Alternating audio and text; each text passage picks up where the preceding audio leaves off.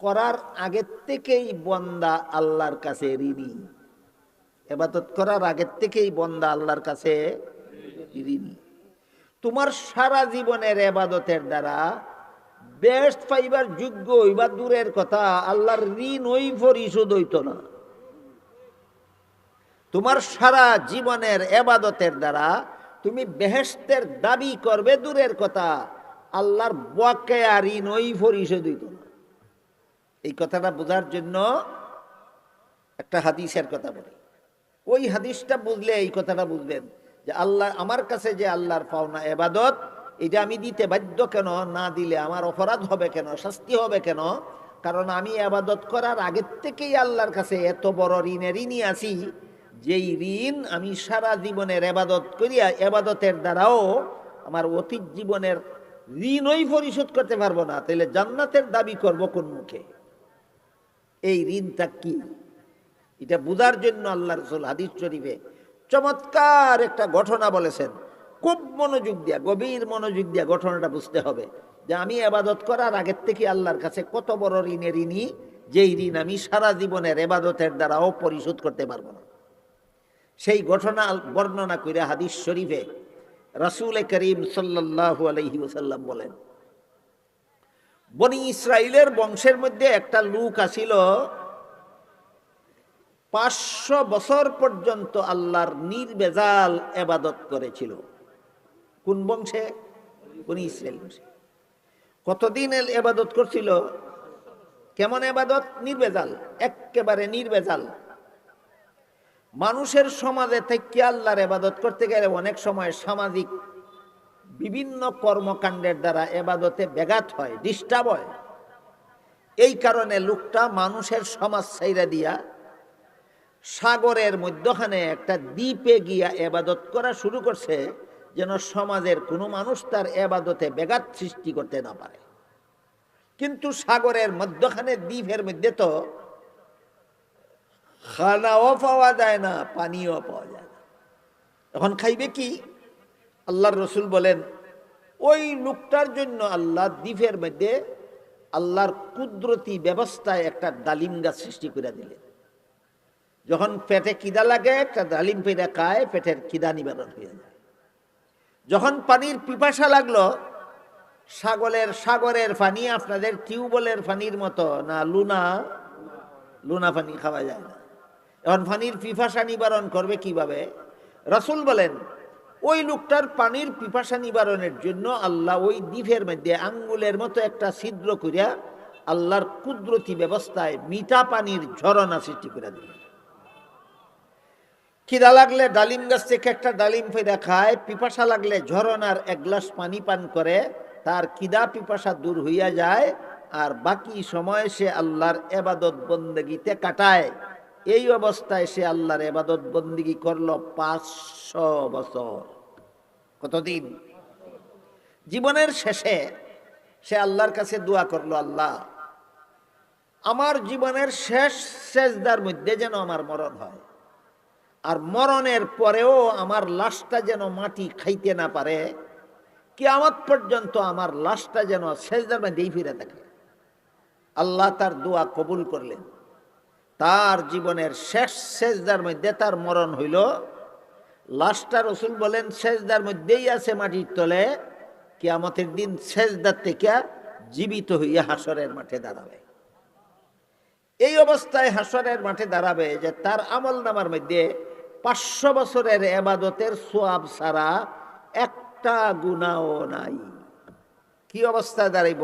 সওয়াব আর গুনাহ লইয়া না, শুধু সওয়াব লইয়া? গুনাহ একটাও নাই তার আমল নামার মধ্যে, শুধু 500 বছরের ইবাদতের সওয়াব নিয়ে হাসরের মাঠে দাঁড়াবে। রাসূল বলেন, তখন আল্লাহ একজন ফিরিস্তাকে বলবেন, ও ফিরিস্তা, আমার এই বান্দা একাধারে 500 বছর পর্যন্ত আমার নির্ভেজাল ইবাদত করছে, তার এই 500 বছরের ইবাদতের সওয়াব ছাড়া তার আমল নামার মধ্যে গুনাহ একটাও নাই। কাজী আমার বান্দারে তুমি আমার দয়ায় জান্নাতে পৌঁছায়া দাও। রাসূল বলেন, যেই আল্লাহ বলবেন আমার দয়ায় তারে জান্নাতে পৌঁছায়া দাও, তখন সেই বান্দা আল্লাহকে বলবে, আল্লাহ তোমার দয়ায় যদি আমার জান্নাতে যাইতে হয়, তাহলে আমার 500 বছরের ইবাদত গেল কোথায়? রাসূল বলেন, তার প্রশ্নের জবাব না দিয়ে আল্লাহ আবারও ফিরিস্তাকে বলবেন, ও ফিরিস্তা, আমার বন্দাকে আমার দয়ায় জান্নাতে পৌঁছায় দাও। বন্দা আবারও জিজ্ঞাসা করবে, তোমার দয়ায় যদি আমার জান্নাতে যাইতে হয় তাহলে আমার 500 বছরের ইবাদত কোন কাজে লাগলো? 2 বার রিপিট করার পরে আল্লাহ হাসরের মাঠে সেই বন্দাকে বলবেন, ঠিক আছে, তুমি যদি তোমার 500 বছরের ইবাদতের হিসাব মিলাইয়া বেহেশতে যাইতে চাও, আমার বাধা নাই, হিসাব মিলাও। আল্লাহ হিসাব মিলাইয়া বেহেশতে দিতে চাইছিলেন না হিসাব ছাড়া? হিসাবের ঝামেলাটা টাইনে আনলো কে? নিজে। হিসাবের ঝামেলাটা টাইনে আনলো কে? নিজে। যখন হিসাব শুরু হবে তখন আল্লাহ বলবেন, ঠিক আছে, সর্বপ্রথম তোমার 2টা চোখের হিসাব হবে। কিভাবে? আল্লাহ বলেন, তোমারে আমি যখন তোমার মায়ের গর্ভে জন্ম দিয়া পাঠাইছিলাম তখন তো কোনো ইবাদত করছো না, নাকি আমরা মায়ের গর্ভে থাকতেই ইবাদত করছিলাম? তুমি যখন তোমার মায়ের গর্ভে যখন তোমারে জন্ম দিয়ে পাঠিয়েছিলাম তখন তো তুমি আল্লাহ বিল্লাহ কিছুই কইছো না, না কলেমা কইছো, না নমাজ রোজা, না ইবাদত বন্দেগী, কিছুই না। তখনই আমি দয়া কইরা তোমারে যে 2টা চক্ষু দিছিলাম, যে 2টা চক্ষু দিয়া জগৎটা দেখা যায়, তোমার মায়ের গর্ভে তোমাকে জন্ম দেওয়ার সময় আমি যদি জগৎটা দেখা যাওয়ার মতো 2টা চক্ষু দয়া কইরা তোমারে না দিতাম, তাইলে তোমার 500 বছরের ইবাদত কোন মার্কেটে বিক্রি করলে এর বিনিময়ে এমন 2টা চক্ষু কিনতে পাওয়া যাইত? বলেন আপনারা। আল্লাহ যদি আমার মায়ের গর্ভে জগৎটা দেখার মতো 2টা চক্ষু না দিতেন, আমার সারা জিন্দগির বন্দেগি আমেরিকা বেচা 2টা চোখ এরকম কিনতে পাওয়া যাইত। তাহলে সারা জীবনের বন্দেগির দ্বারা আল্লাহর দেওয়া 2টা চোখের মূল্য কি হওয়ার মতো? আল্লাহ জিজ্ঞাসা করবেন বান্দাকে, বল তুই তোর 500 বছরের বন্দেগির দ্বারা আমার দেওয়া 2টা চোখের মূল্য কি হয়? বান্দা বলবে, হয় না। তখন আল্লাহ বলবেন, আমি মেনে নিলাম, তোর 500 বছরের ইবাদত আমি গ্রহণ করে নিলাম, আমার দেওয়া 2টা চোখের মূল্য। এবার বল, আমার দেওয়া 2টা কানের মূল্য কে দিবে? এবার বল, আমার দেওয়া 2টা হাতের মূল্য কে দিবে? এবার বল, আমার দেওয়া 2টা পায়ের মূল্য কে দিবে? এবার বল, আমার দেওয়া ডালিম গাছের 500 বছরে কত হাজার ডালিম খাইছিলে, এগুলির মূল্য কে দিবে? এবার বল, আমার সৃষ্টি করা ঝরনার থেকে কত হাজার গ্লাস মিষ্টি পানি ঝরনার থেকে খাইছিলে, ওইগুলির মূল্য কে দিবে? রাসূল বলেন, আল্লাহ বন্দাকে এই প্রশ্ন করার পরে বন্দা কোনো জবাব দিতে পারবে না, বন্দা নিরুত্তর হয়ে যাবে। তখন আল্লাহ আগের ফেরেশতাকেই বলবেন, এই ফেরেশতা, হে আমার বকেয়া পাওনা দিতে পারে না, আবার জান্নাতও যাইতে চায়, আরে জাহান্নামে লইয়া যা। কি দিতে পারে না? কোথাকার বকেয়া পাওনা? কোন সময়ের? ইবাদত বন্দেগী শুরু করার আগের বকেয়া পাওনা। আপনারা কি মনে করেন আমরা নামাজ রোজা শুরু করার আগে আল্লাহর কোনো পাওনা নাই আমরা কাছে? কি পাওনা? কি কি কি কি? খালি চোখ, খালি মুখ, খালি হাত, খালি ভাও। ভূমিষ্ঠ হওয়ার সাথে সাথে যে নাক দিয়া বাতাস জারি হয়েছিল, 15 বছর বয়সে তোমার উপর নামাজ ফরজ হয়েছে, এই 15টা বছর পর্যন্ত নাক দিয়া কত লক্ষবার শ্বাস টানছো আর শ্বাস ছাড়ছো, এই বাতাসটা তোমার বাপের না আল্লাহর দেওয়া? 5 মিনিট পর্যন্ত যে বাতাস টানছো আর ছাড়ছো, এটার মূল্য দিয়ে আদায় করো আগে। পারবো কেউ? পারবে না। তাহলে আল্লাহর কি পরিমাণ ঋণে আমরা ঋণী আছি সারা জীবন ইবাদত বন্দেগী শুরু করার আগেই।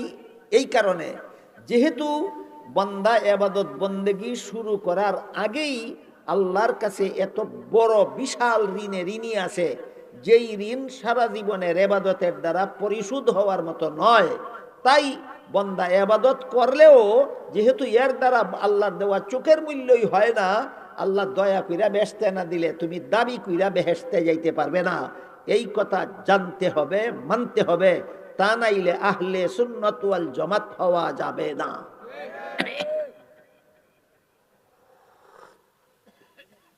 তাহলে বান্দার কাছে যে আল্লাহর পাওনা ইবাদত, এটা দিতে বান্দা বাধ্য, না দিলে শাস্তির যোগ্য। কেন? বান্দা আগের থেকে আল্লাহর কাছে ঋণী, সারা জীবনের ইবাদত দিয়া বকেয়া ঋণই পরিশোধ হয় না। বুঝাইতে পারলাম বিষয়টা? বাকি বাকি বাকি জীবনের ইবাদতের দ্বারা অতীতকালের বকেয়া ঋণই পরিশোধ হয় না। এই জন্য তুমি আল্লাহর পাওনা দিতে তুমি বাধ্য।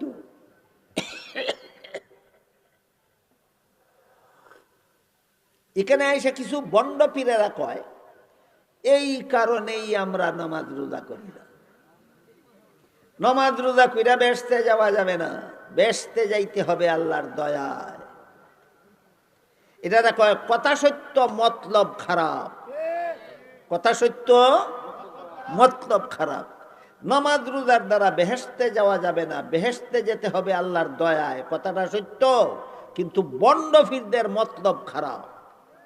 এবার আমরা বোঝার চেষ্টা করি বন্ড ফিরদের মতলব খারাপ মতলবটা কি। বন্ড ফিরেরা বোঝাতে চায় যে নামাজ রোজা ইবাদত বন্দেগী বন্দার কাছে আল্লাহর পাওনা হই না, এই হইল তাদের মতলব খারাপ। এতক্ষণ আমার কথা যারা শুনেছেন বুঝেছেন, বলেন তো নামাজ রোজা ইবাদত বন্দেগী বন্দার কাছে আল্লাহর পাওনা বলছেন কিনা রসুল? রসুল বলছেন পাওনা, হে কয় পাওনা হই না, তুই বেঈমান।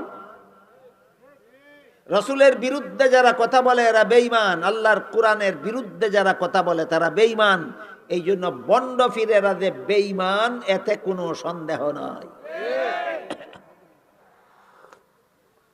প্রশ্ন বাকি থাকে যে আমার নামাজ রোজা ইবাদত বন্দেগীর দ্বারা যদি বেহেশতে যাইতে নাই পারি, বেহেশতে যদি আল্লাহর দয়াই যাইতে হয়, তাহলে নামাজ রোজা ইবাদত বন্দেগী করি কেন? এই প্রশ্নের জবাব আল্লাহ কোরআনে দিয়েছেন। আল্লাহ বলেন ওয়াবতাগু ইলাইহিল ওয়াসিলা, বেহেশতে যেতে হবে আল্লাহর দয়ায়, আর আল্লাহর দয়া পাওয়ার জন্য তোমার ইবাদত বন্দেগী হবে উসিলা। আল্লাহর দয়া পাওয়ার জন্য তোমার নামাজ রোজা হবে বেহেশতের মূল্য, না আল্লাহর দয়া পাওয়ার উসিলা? এর একটা উদাহরণ দেখেন। বলেন তো আপনারা মানুষকে সন্তান দেওয়ার মালিককে? আমাকে আল্লাহর দয়ায় বেহেশতে দিবেন। বেহেশতের মালিক রসুল হওয়ার কারণে আল্লাহর দয়ায় নবীরে বেহেশতে দিবেন, না মালিক আল্লাহ হওয়ার কারণে? বেহেশতের মালিক আল্লাহ। কেউ যদি মনে করে বেহেশতের মালিক নবী, তাইলে আল্লাহর মালিকানা নবীরে দিল, নবীরে আল্লাহর সাথে শরিকদার বানাইল। এটার নাম নবীর মর্যাদা নয়, এটার নাম নবীর মর্যাদার নামে নবীকে আল্লাহর শরিকদার বানানি। তাহলে এটা যদি নবীর মর্যাদা না হয়, তাহলে নবীর মর্যাদা কি? নবীর মর্যাদার শেষ নাই, হিসাব নিকাশ নাই। কোরআনের বহু আয়াতে আল্লাহ নবীর মর্যাদার কথা বর্ণনা করছেন। অসংখ্য অগণিত মর্যাদা আল্লাহ আমাদের নবীকে দান করেছেন। এক হাদিসে রাসূল করিম সাল্লাল্লাহু আলাইহি ওয়াসাল্লাম বলেন, ইন্নাল্লাহা ফাদ্দালানি আলাল আম্বিয়া ওয়া ফাদ্দালা উম্মতি আলাল উমাম। আল্লাহ আমাকে সমস্ত নবীগণের উপর শ্রেষ্ঠ মর্যাদা দান করেছেন। সমস্ত নবী রসুলগণের চেয়ে আল্লাহ আমাদের নবীকে শ্রেষ্ঠ মর্যাদা দান করেছেন। বুঝে থাকলে বলেন আমাদের নবীর মর্যাদা অন্য নবীর সমান না সকল নবীর শ্রেষ্ঠ?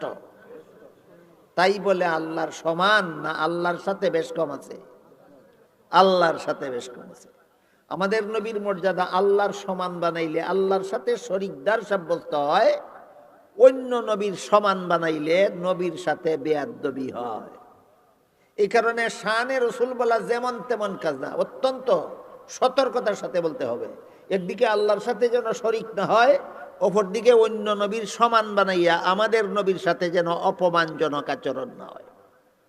এইভাবে যদি কেউ নবীর মর্যাদা কোরআন হাদিস পড়া না শিখে, তার জন্য উচিত না শানে রসুলের বয়ান করা। তুমি বেটা নমাজ রোজার ওয়াজ করো গিয়া, তুমি যেটা পারো না এইটা লাগাল ফাওনা জায়গা খাদ্যাইতে যাইও না। তুমি আগে শিখো নবীর মর্যাদা কারে কয়। আল্লাহ পাক রব্বুল আলামিন পবিত্র কোরআনের বহু আয়াতে আমাদের নবীর এমন সব মর্যাদার আলোচনা করেছেন যার দ্বারা আল্লাহরও সমান সাব্যস্ত হয় না, অন্য নবীরও সমান সাব্যস্ত হয় না। সকল নবীর ঊর্ধ্বে সাব্যস্ত হয়, শুধু আল্লাহর নিচে সাব্যস্ত হয়। এটা হইল আমাদের নবীর মর্যাদার স্টেজ। যেমন মেরাজের রাত্রে আল্লাহ আমাদের নবীকে যখন জিবরিল ফিরিস্তাকে পাঠাইয়া বাইতুল মুকাদ্দাসে নিয়ে গেলেন, সমস্ত নবী রসুলগণকেও আল্লাহ আমাদের নবীর মেরাজের রাত্রে বাইতুল মুকাদ্দাসে একত্র করে দিলেন। আল্লাহ হুকুম দিলেন সমস্ত নবী রসুলগণকে 2 রাকাত নামাজ পড়ুন জামাতের সাথে। সমস্ত নবী রসুলগণ কাতারবন্দি হয়ে দাঁড়ালেন, আল্লাহর হুকুমে জামাতের সাথে 2 রাকাত নামাজ পড়বেন। দাঁড়াবার পরে ইমামতি কে করবে এটা নিয়ে একজনের মুখের দিকে আরেকজনে তাকান, আরেকজনের মুখের দিকে আরেকজনে তাকান, ইমামতিটা কে করবে? এই অবস্থায় জিবরিল ফিরিস্তা আল্লাহর হুকুমে আমাদের নবীকে ইমামতির মুসল্লায় দাঁড় করাইয়া দিয়া বললেন, হাতে ধইরা নিয়ে বললেন, আজকের এই পয়গাম্বরী নমাজের জামাতের ব্যবস্থা আল্লাহ করেছেন সমস্ত নবীকে আপনার মুক্তাদি আর আপনাকে সমস্ত নবীর ইমাম বানাবার জন্য। তাহলে মেরাজের রাত্রে আল্লাহ এই নমাজের জামাতের ব্যবস্থা করিয়া সমস্ত নবীকে আমাদের নবীর মুক্তাদি বানাইয়া দিলেন, আর আমাদের নবীকে সকল নবীর। এবার বলেন, ইমাম মুক্তাদির মর্যাদা সমান না মুক্তাদির উপর ইমামের মর্যাদা শ্রেষ্ঠ? তাহলে এই ঘটনার দ্বারা সাব্যস্ত হইল আমাদের নবীর মর্যাদা অন্য নবীর সমান না সকল নবীর শ্রেষ্ঠ? এইভাবে কোরআনে হাদিসে আমাদের নবীর শ্রেষ্ঠ মর্যাদার বিবরণের শেষ নাই। কিন্তু আল্লাহর সাথে শরীকদার বানানির নাম শানে রসুল নয়। নবীকে মর্যাদা দিতে গিয়া আল্লাহর গুণে গুণান্বিত করা নবীর মর্যাদা নয়, বরং নবীর মর্যাদার নামে আল্লাহর সাথে শরীকদার সাব্যস্ত করা।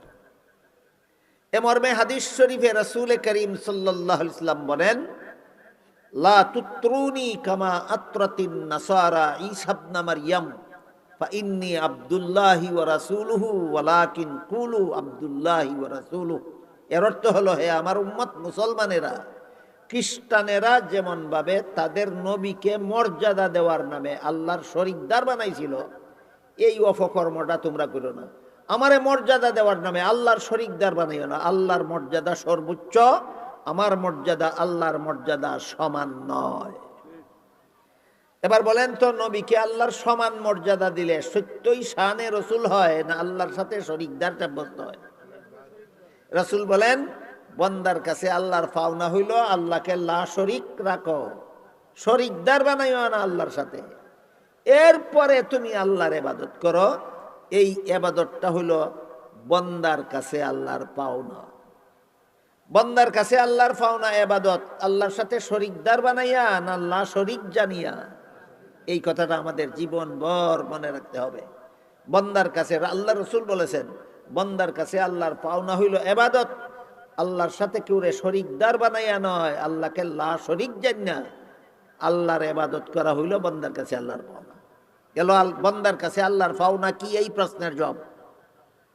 এরপরে রসুল বলেন, আল্লাহর কাছেও বন্দার একটা পাওনা আছে, এটা হইল জান্নাত। আল্লাহর কাছে বন্দার পাওনাটা কি? জান্নাত। এরপরে রসুল বলেন, একটু মনোযোগ দিয়ে শুনবেন, আমি জিজ্ঞাসা করব বুঝলেন কিনা। এরপরে রসুল বলেন, যেই বন্দা আল্লাহর পাওনা পরিশোধ করে দিব, আল্লাহ সেই বন্দার পাওনা পরিশোধ করে দিবেন। যেই বন্দা আল্লাহর পাওনা পরিশোধ করে দিব মানে ইবাদত করব, বন্দায় আল্লাহর পাওনা পরিশোধ করে দিব মানে ইবাদত করব, আল্লাহ সেই বন্দার পাওনা পরিশোধ করে দিবেন মানে জান্নাত দিয়ে দিবেন। বুঝাইতে পারছেন? জি কেমনে কইলে জব তো হইলাম না। রসুল বলেন, যেই বন্দা আল্লাহর পাওনা দিয়া দিব, আল্লাহ সেই বন্দার পাওনা দিয়া দিব।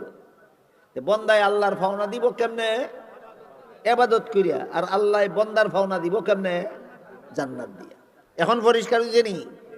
তাইলে আল্লাহ বলেন, পাওনাদারের পাওনা আদায় করো। এর মধ্যে সর্বপ্রথম পাওনা হইল আমাদের কাছে আল্লাহর। বান্দার কাছে সর্বপ্রথম পাওনা কার? আল্লাহর। কি পাওনা? ইবাদত। রসুল বলেন, আল্লাহর পাওনা যদি দাও তা আল্লাহ তোমার পাওনা দিব। এবার বলেন, আপনারা যে সমাজে বাস করেন, এই সমাজে এমন মুসলমান পাওয়া যাইবনি যারা আল্লাহর পাওনা দেয় না, নামাজ পড়ে না। আসেনি? কার পাওনা দেয় না? আল্লাহর পাওনা দেয় না। রসুল কি বলছিলেন? আল্লাহর পাওনা না দিলে আল্লাহ তোমারে জান্নাত দিব, না দিলে তুমি যে আল্লাহর পাওনা দেও না, আল্লাহর কাছে তো তোমার পাওনা আছে, এইটা আল্লাহ তোমারে দিবে না। তোমার কাছে আল্লাহর পাওনা আছে ইবাদত, তুমি দাও না, আল্লাহর কাছে তোমার পাওনা আছে জান্নাত, আল্লাহ তোমার পাওনা দিবে না। তখন কেমন কেমন শান্তি হবে? আল্লাহ যদি জান্নাত না দিয়া জাহান্নামে দেয়, শান্তি হবে না অশান্তি হবে? বলেন, অশান্তির মূল কারণ কি? পাওনা না দেওয়া। বুঝতে পারলেন বিষয়? দুনিয়াতে আখেরাতে শান্তি পাওয়া না পাওয়া নির্ভর করে পাওনাদারের পাওনা দেওয়া না দেওয়ার উপর। দুনিয়াতে আখেরাতে শান্তি পাওয়া না পাওয়া নির্ভর করে পাওনাদারের পাওনা দেওয়া না দেওয়ার উপর। পাওনাদারের পাওনা দিলেই শান্তি, না দিলেই অশান্তি। এখানে একটা কঠিন বিষয় আছে। এরপরে আপনারা যদি ধৈর্য ধরে মনোযোগে শুনেন তাইলে বলবেন, মনোযোগে না শুনলে বুঝবেন না।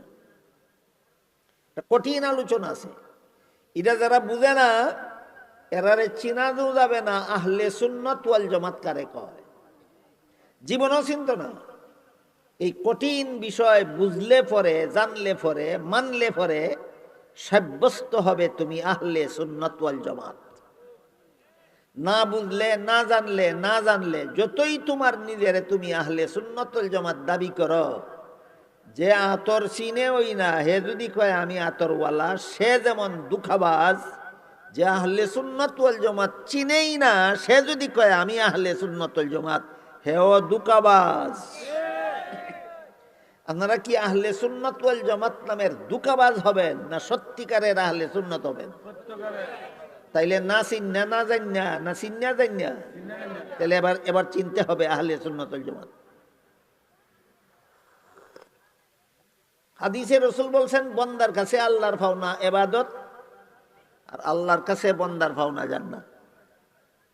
কিন্তু বন্দার কাছে যে আল্লাহর পাওনা ইবাদত, এই ইবাদতটা আল্লাহর পাওনাটা দিতে বন্দা বাধ্য। আল্লাহর পাওনাটা দিতে বন্দা বাধ্য। আল্লাহর পাওনা না দিলে বন্দার অপরাধ হবে, শাস্তিযোগ্য অপরাধ। কথা বুঝুন তো? কিন্তু আল্লাহর কাছে যে বন্দার পাওনা আছে জান্নাত, এটা আল্লাহ দিতে বাধ্য না। তুমি ইবাদত করলেও যদি আল্লাহ তোমার জান্নাত না দেন, তাহলে আল্লাহর বিন্দু মাত্র অপরাধ হবে না। এইটা একটা কঠিন কথা। আমার কাছে আল্লাহর পাওনাটা না দিলে আমার যদি অপরাধ হয়, তা আল্লাহর কাছে আমার যে পাওনা আছে সেইটা আমি আল্লাহ আমার না দিলে আল্লাহর কেন অপরাধ হবে না? এইটা একটা কঠিন বিষয়। না জানলে, না বুঝলে, না মানলে আহলে সুন্নাত ওয়াল জামাত হওয়া যাবে না। সুতরাং আহলে সুন্নাত ওয়াল জামাত এটা দিল্লির লাড্ডু না, কিন্না গিল্লা লাইলেই হইয়া যায়। আহলে সুন্নাত ওয়াল জামাত একটা কঠিন বিষয়, বুঝে শুনে হতে হয়। আহলে সুন্নাত ওয়াল জামাত খুব সোজা ব্যাপার না, অনেক কঠিন ব্যাপার। বুঝে শুনে আহলে সুন্নাত ওয়াল জামাত হতে হয়।